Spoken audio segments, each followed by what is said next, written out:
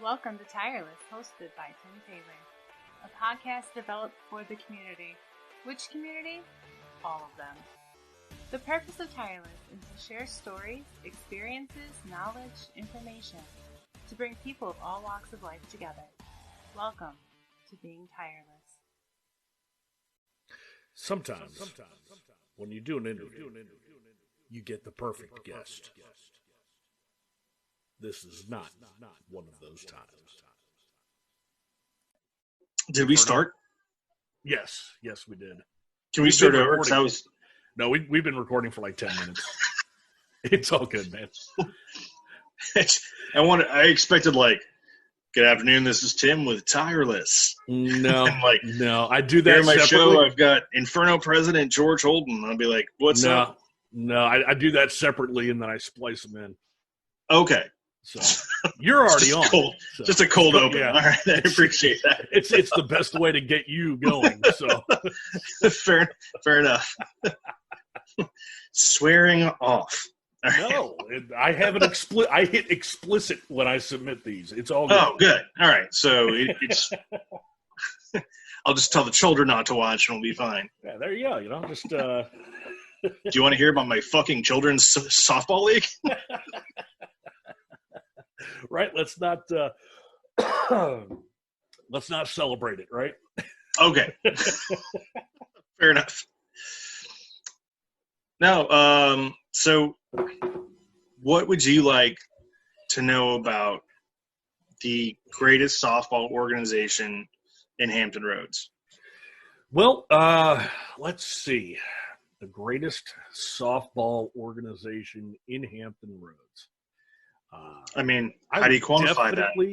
Well, I would definitely like to hear about how it got started. What was your thought process about, hey, you know what? I'm going to go ahead and do this on my own. That's a great question. A big part of it, we've been involved with some other leagues, other organizations, some of the one of the most historically successful leagues. Hold that thought, man. Hold that thought. Yahoo just rang my doorbell. My dog's going ape shit. Oh, I can't hear it. Oh, I can. This is the joy that is trying to work with everybody home. God. But now we can start though. Now you can sure. I'll edit all this out. Hard break. Yeah, sure, buddy. Yeah. Keep telling yourself that I'm doing all this editing. Go ahead. Wait till Monday morning. All right. All right. Take your drag. Blow it out. There you go. Getting a real Joe Rogan feel here. Sorry. Like, every other podcast I've done has been, like, very regimented, like, please don't say that. Well. Here's your opinion. Please read this and be funny. We could go full Joe Rogan if you wanted to, I'm sure. Are we doing that? No. Not right now. No, not in the house, I guess. It's like kids around and stuff, you know. Back in 7 minutes. All right. So yeah, I'll edit all this out and I'll send it to you just so you get a good laugh out of it. But all right, fair enough. And it will wind up on outtakes at some point, but I'll keep that part about you and the Thai boys. Keep that on under wraps. All right. I gotta wiggle my mouse here. Wiggle it. All right. All kidding aside, we're not going to make it through this. You and I both know we're not going to. But let's go ahead. Let's give it a shot. Hey, start time is at 3. We still have 3 minutes so we can kick off. Yeah, this is true. You know, good thing it's not live, right?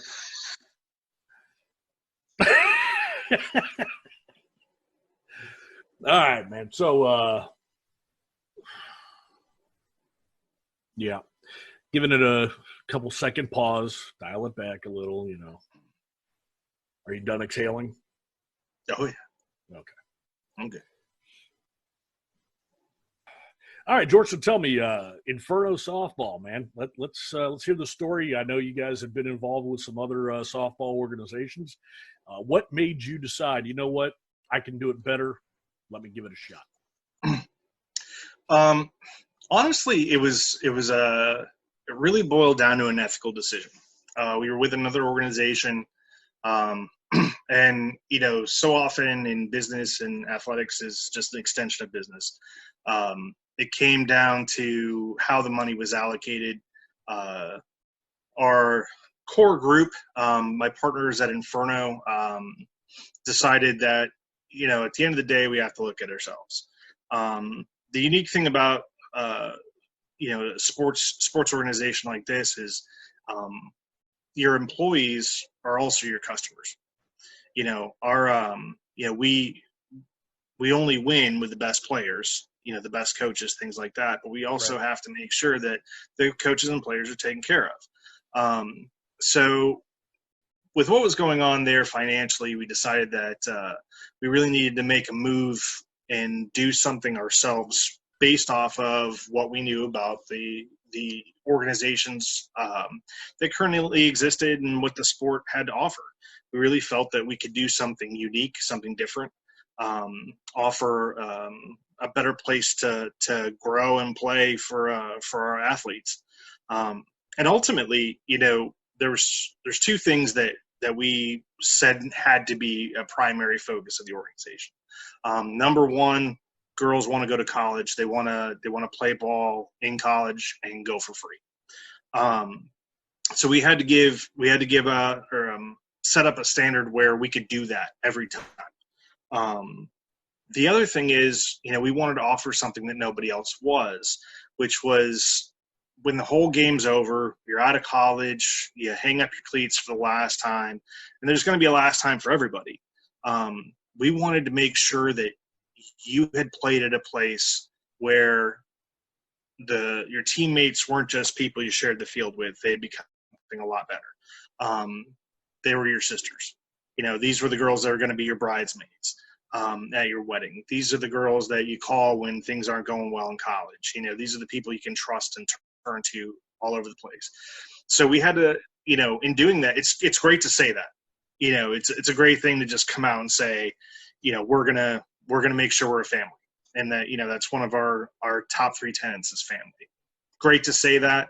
In practice, it's far more difficult. We really had to make some incredibly tough decisions early on to make that family atmosphere work.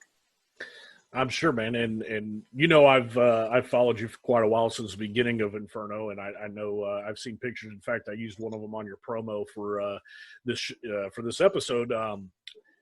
Y'all were hanging out in T-shirts that said Inferno's family or something along those lines, and that's always something that I thought's really I definitely.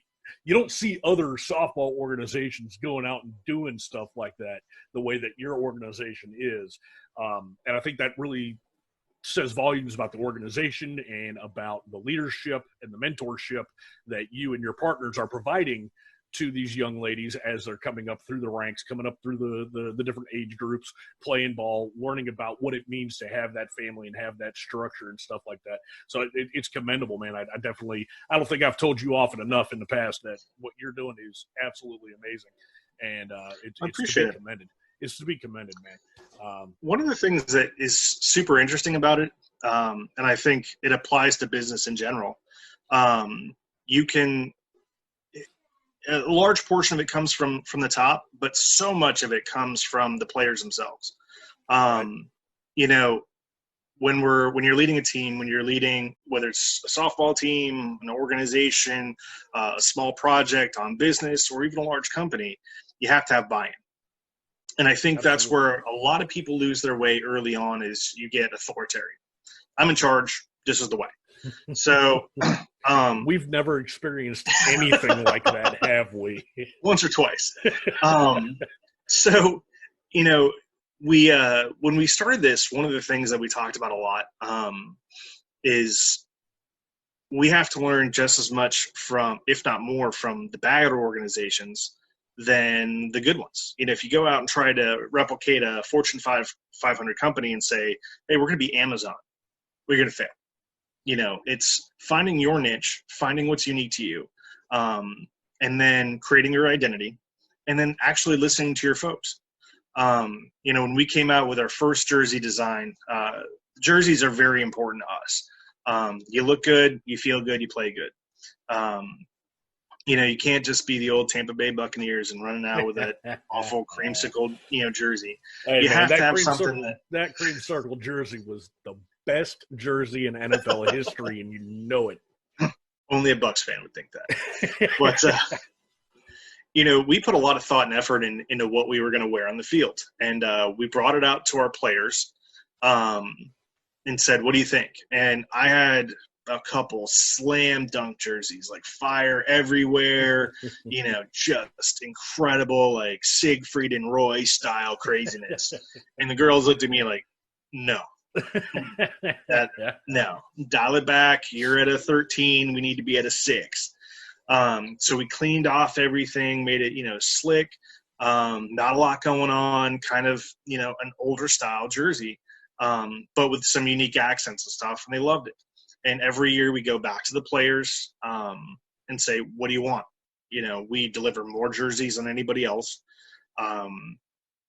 And, we give them their cleats, pants, helmets, everything gets designed by the players so that they're comfortable with the product they're wearing. It's important to our identity. I think, again, a parallel between business and sports is you have to create an identity early on, and you can't deviate from it unless things aren't working. And if things aren't working, you have to say, is this the identity that's a problem? And more often than not, it won't be. We've kind of tailored ourselves as the motley crew of softball. We're a little bit loud. We play Crazy Train by Ozzy really loud before a game. Everyone gets hyped up. Our jerseys are aggressive. Our players don't mind, yelling out, let's fucking go in the middle of a game, which actually happens, Satchel. I've been there. I've heard it come from the dugout. So. But when you establish that identity, you just keep getting like-minded people. I liken it to Pixar. When Disney bought Pixar, they made no changes. They said, this already works. You have your identity. Disney has its identity. Stay on your course. And to this day, it still remains its own, semi-private company where they operate with their own set of standards that Steve Jobs had so wonderfully cultivated. So we took a page out of that and made sure that our girls were able to have some buy-in. We created our identity. And then the last big thing, we call it our Myrtle Beach meeting. It was right before Nationals, or during Nationals. It was right before the finals, where we really didn't know how it was going to go. We'd already had a good tournament, but we, the board and I, Jamie Fox and Carolyn Fox at the time were our other 2 board members. Are still on board. We've expanded.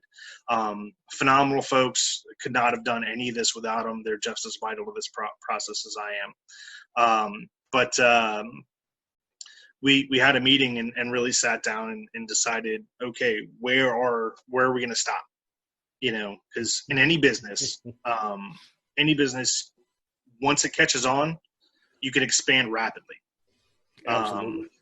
And if you go too fast, you lose your infrastructure. You lose what made you unique and special in the first place.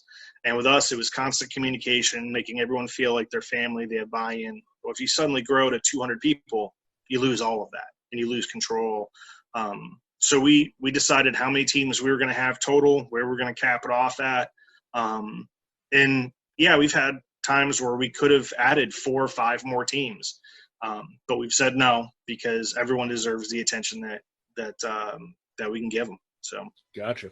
And you're constantly making parallels between running that organization and the business world, and how you have your vision and you have your infrastructure, and you have to have the buy-in from all your, in your case, players, but in a business standpoint, employees.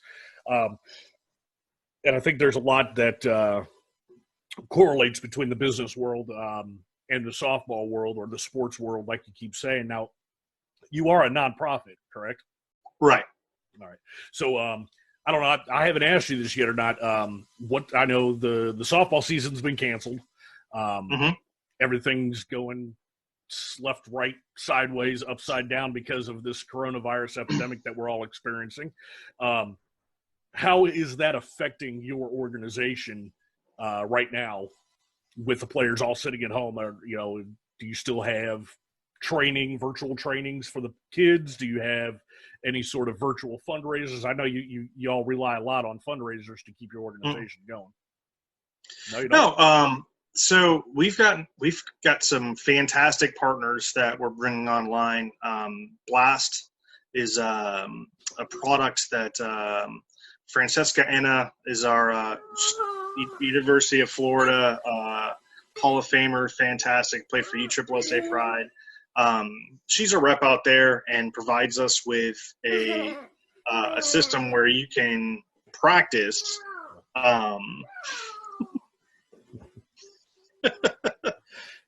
Go on, keep going. Should we give Gavin his bat? So Blast provides us with an opportunity. You put it on the end of your bat. You hook it up to you put your phone off to the side, and it records your swings and then sends you information in a digital 3D model plus video to your coaches. So your coaches can give you real-time feedback and say what you're doing right, where your attack angle is, all that. It's the same product used by every SEC school. Gotcha. All the major colleges use it. And then our coaches have been absolutely phenomenal with trying some new stuff. That's the best dinosaur I've heard today. I gotta be honest. Man. I'm telling you. All right. Give me just a minute here. Sure, we'll cut. I need you to please go in the other room. Go upstairs and play, or go out in the living room with mommy. If you're going to be in here, that's fine. Sit on the couch and don't move. Those are your options. Sit on the couch and don't move, or get out of my room. Go. Gavin Dean, go.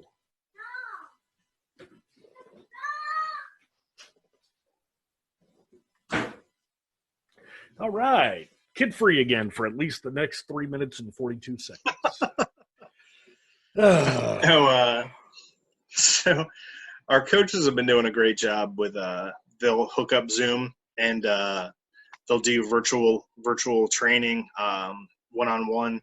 So if you imagine, normally during a 2-hour practice, every kid gets individual coaching probably for only about 20 minutes. Just because there's so many kids. Oh, yeah. A lot of it's team stuff. It's like that in any sport, except for golf, I'd imagine. But bowling. No one's coached me at golf. Yeah. It shows.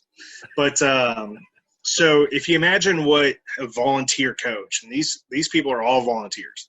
Most of them don't have any children on the team whatsoever. They do it just because they love the sport. So they're taking, in all of this, about 30 to 40 minutes per kid per day, and going out and saying, okay, we're gonna go through each of your drills, and spending all this time coaching. I mean, it's absolutely amazing. We've actually, because we're a nonprofit, and we know how much of an impact money is to the bottom line of any 501c3. It's your greatest ally, and it's your biggest weakness in any endeavor. We had learned that one of the community outreach centers here in Virginia Beach had lost its food bank shipments because when everyone started hoarding during the COVID-19, the food bank took a big hit. Not as many people are donating as normal. So they were down. They lost a lot of meals. So I've got a bunch of high energy people that are used to winning. That once they get focused on something, they just dominate. My parents are phenomenal. I've got, 80 some players, parents, their parents are some of our biggest assets. They got together, and made enough bagged lunches. The whole organization pitched in. We made enough bagged lunches to feed the entire community, that was at risk, hunger risk for a full week. That's awesome, man. Yeah. So we're planning on doing that again, but one of the things that we try to do is make sure that through this time everyone's staying connected. It's hard to understand how big of a piece of your life this is.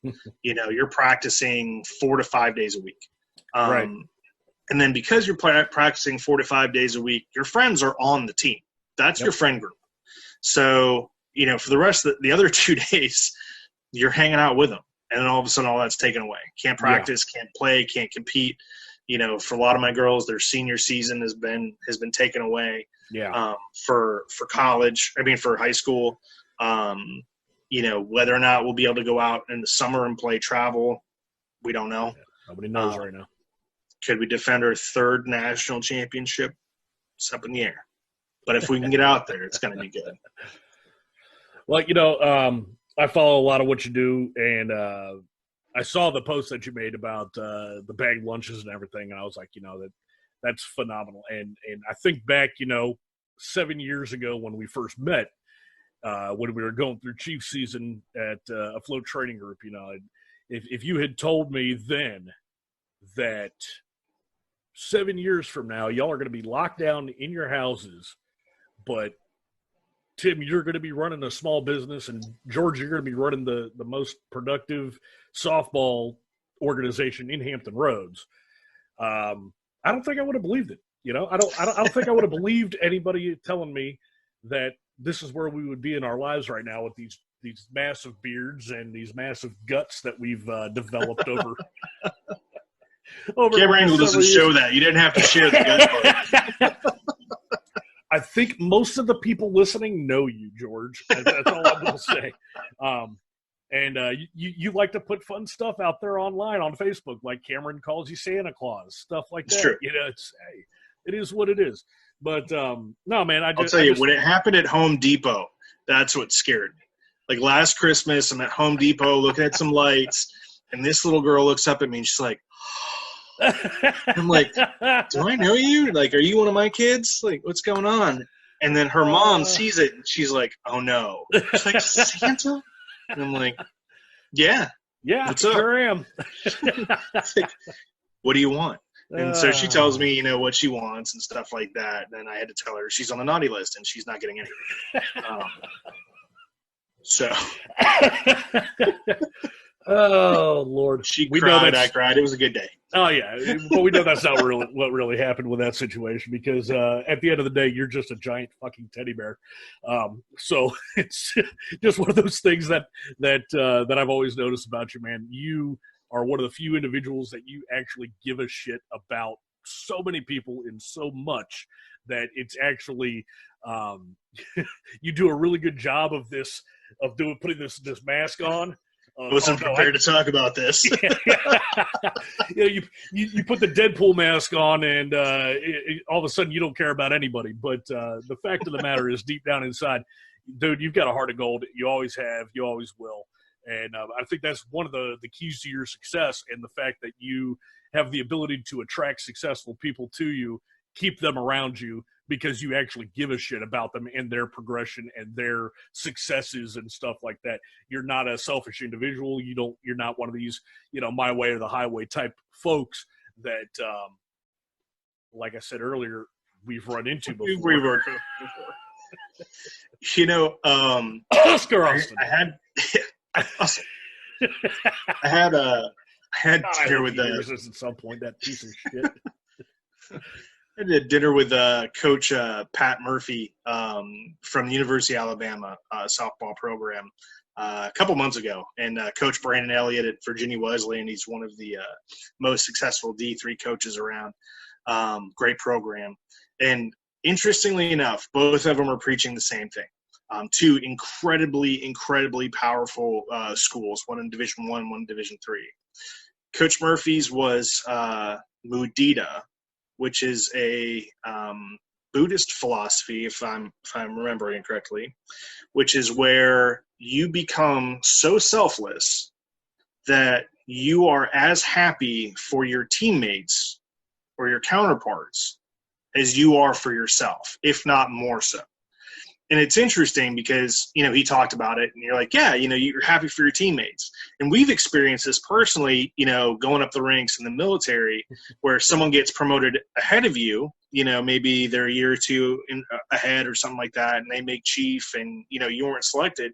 And it's like, yeah, I'm happy for you, but am I as happy for you as I am myself? Like, right. No, I would be much more happy if it was me. So that was one of those lessons I really found once I had made chief, and I really had achieved what I wanted to in the Navy, like that was it. I didn't really have anything else other than that. That was my aspiration. And I was for the first time in my life, I could say that I was truly happier for other people than I was for me. And there was a great sense of satisfaction with that. It felt much better.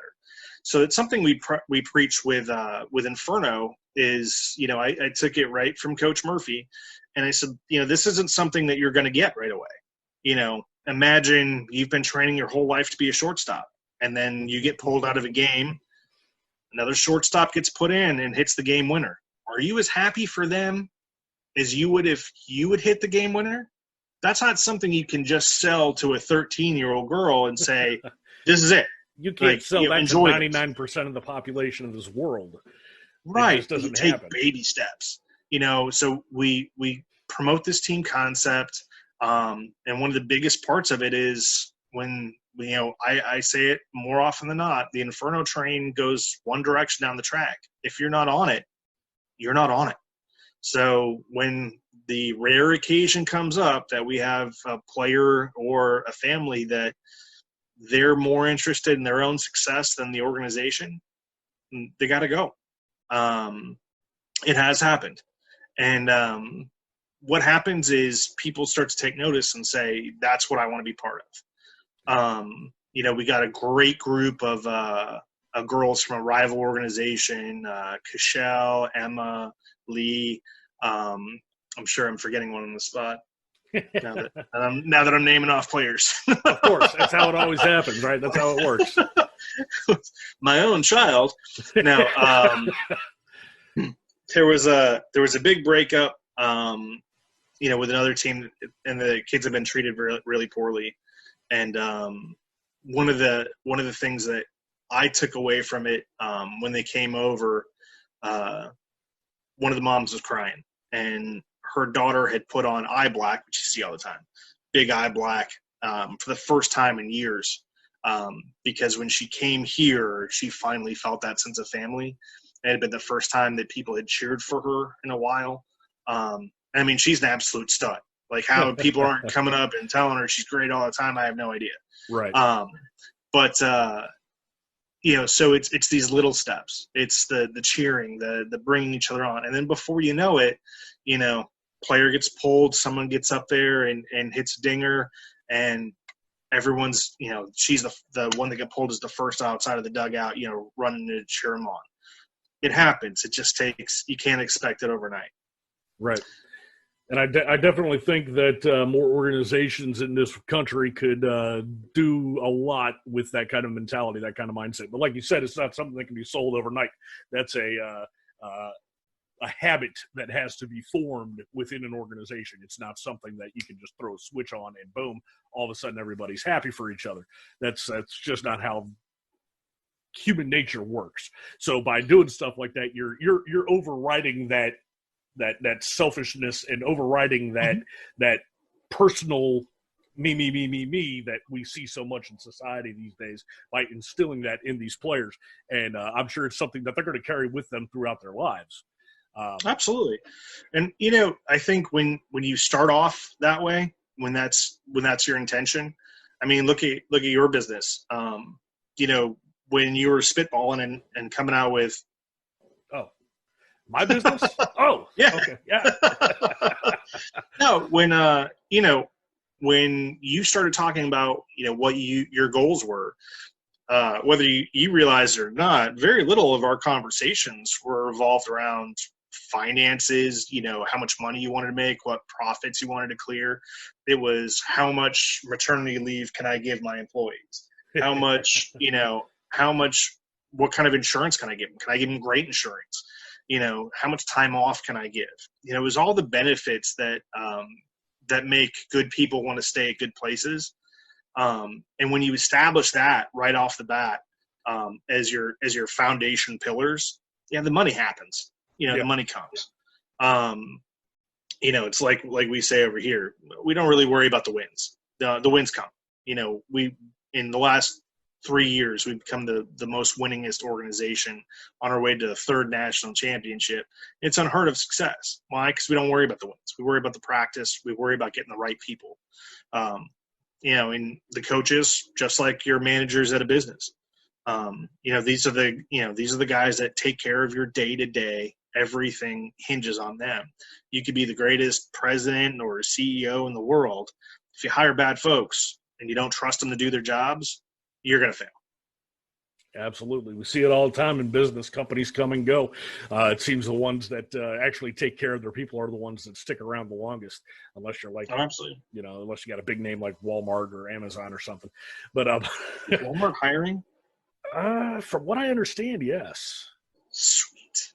I heard something on the radio the other day. They're actually going to start offering like in the store healthcare. It's going to be really cheap. It's like $20 to walk into this clinic and get checked out. Now they did say that when they start actually hiring professional doctors, the price will go up. I can imagine that. Like, we've got on-site healthcare. Jeff, go get the Advil from aisle 5. That's all you need is Advil. Shut up. Like Doc says, change your socks, take Motrin. There you go, man. And hydrate. Make sure you're hydrating. So what are you doing with your time right now? I know you're home from work. You're working from home, drinking a lot of coffee.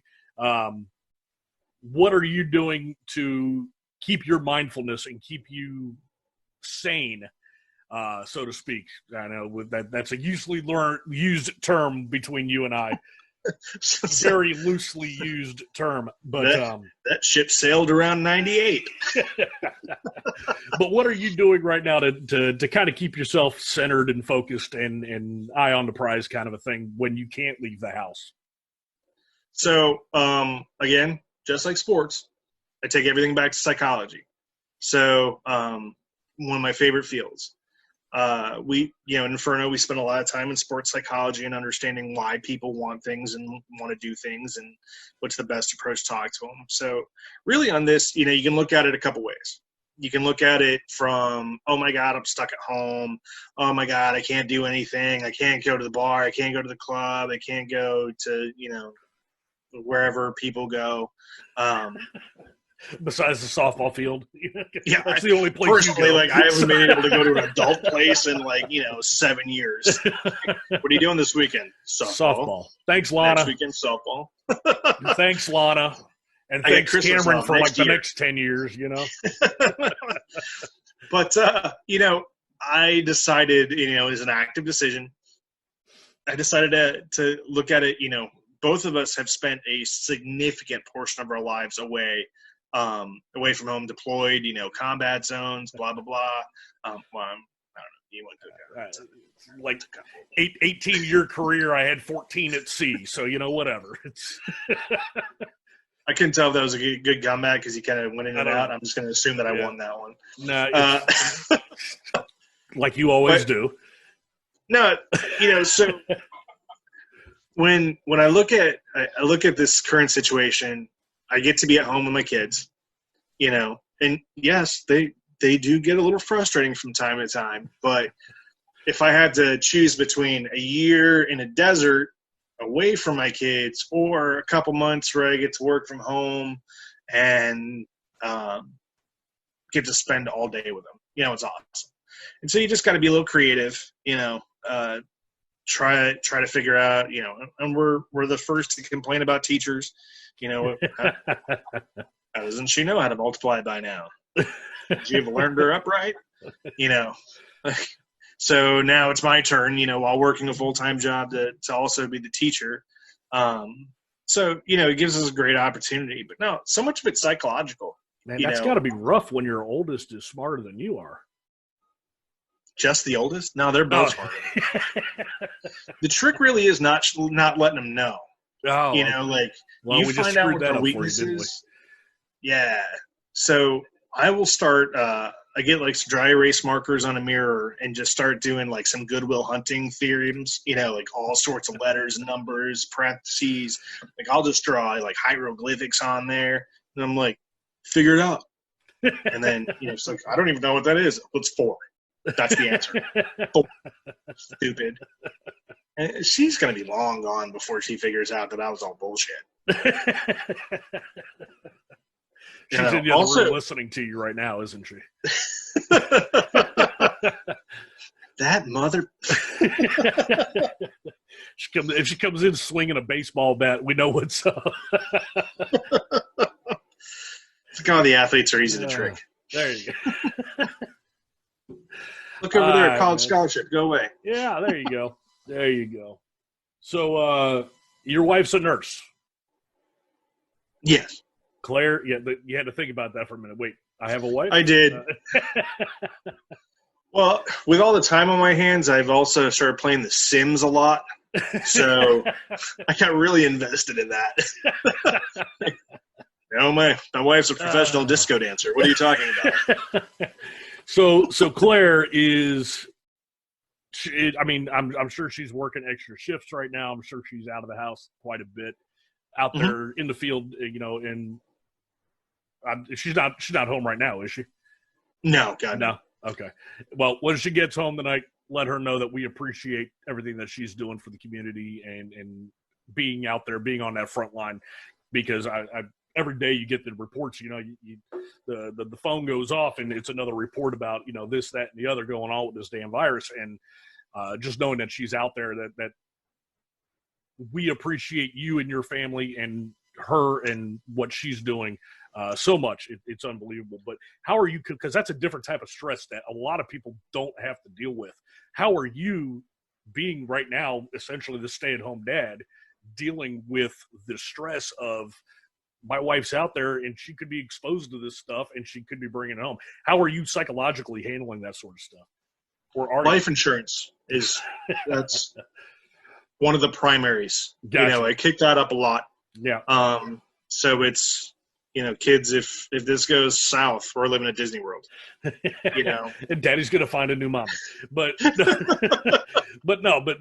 all joking aside, Claire, that Did is you know a joke. A tiger's only $3,000? Claire. These are all jokes. Stop hitting him, Claire. I'm waiting for her to listen to this because I'm sure she's going to be hitting you. But no, he's not an abused husband. It's just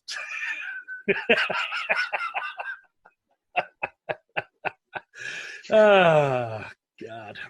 This is degenerated fast. This really took a turn, didn't it? Hold on a minute. Joe Rogan? Joe, are you here? What? This is what happens when we go off the script. So the stress of her being out there, honestly, it's interesting because she spent the vast majority of our relationship. I think we were together for 15 years of my career, 14, 15 years, something like that. So the vast majority of it, so she's watched me deploy over and over again and stuff like that. Hang out with you, which is equally dangerous. You have no idea about that. Try to fix an air conditioning unit. Yeah, hot water heater. Yeah, horribly difficult things. So she's always been the one, sitting behind trying to deal with it. And now she's off in, a community where there's the literal pandemic going on. Yeah. So, it is difficult, but I come from a family where you go where you're needed. You try to provide for your community, your country as much as possible. Whatever you're physically and mentally able to do, you do. It's community and country first.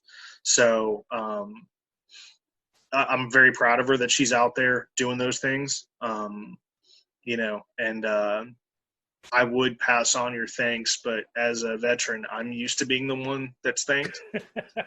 And so it feels weird for it now to be my wife. Like, thank you for your service. I'm like, no, I don't know. All right. Well, ooh. Make sure she tunes in Monday morning at 8:15. She can hear it from me personally, so you don't have to pass it along. All right. By the way, I'm not sure. I don't think that's a load-bearing wall, George. All right, I'm going to tell the story. So since it was brought up, so this is why, plug for your company, you should always get a contract and people that are trained professionals to do your home repairs. I was doing a bathroom renovation. All by himself, too. That was the shocker. Right. All by himself. Him and his I guess to set the stage, I should say that, you know, one of these YouTube DIYers that makes like a gorgeous bathroom and, you know, in those videos, if you say that they're a 10, I'm at a 1. So like I know where the bathroom is. I know how many walls it's got.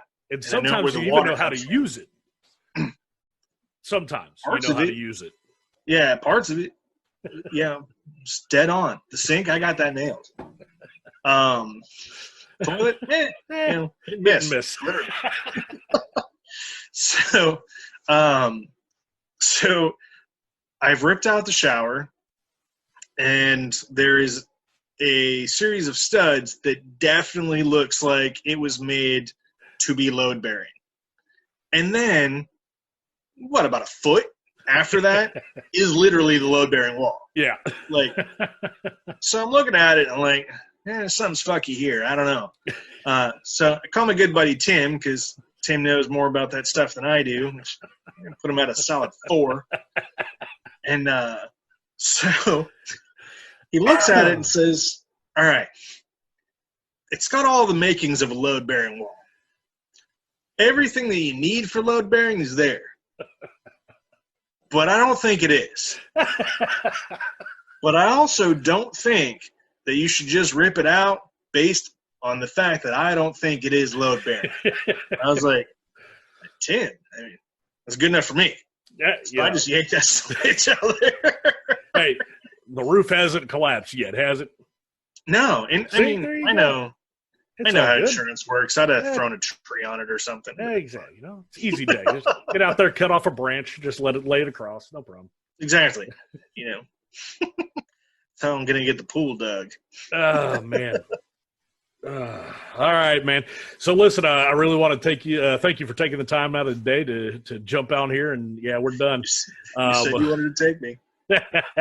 Wanted to thank you for taking the time out of your day while you're supposed to be teaching Cameron how to function as an adult, and while you're supposed to be trying to teach Lana how to socialize with, you know, the world outside of the phone. But I am to give that a thanks, brother, for having me on. I appreciate it. Love the show. Love what you guys are doing. Happy to be back anytime. And if any of the listeners out there have girls aged 8 to, you know, around about 16 that play softball, can hit the ball about, you know, 250, pitch at 65, let me know. Yeah, definitely. I'll have all your contact info out there for them, man. All right, bro. Appreciate it. You have yourself a great rest of your day. All right, man. All right. Thanks, bud. All right.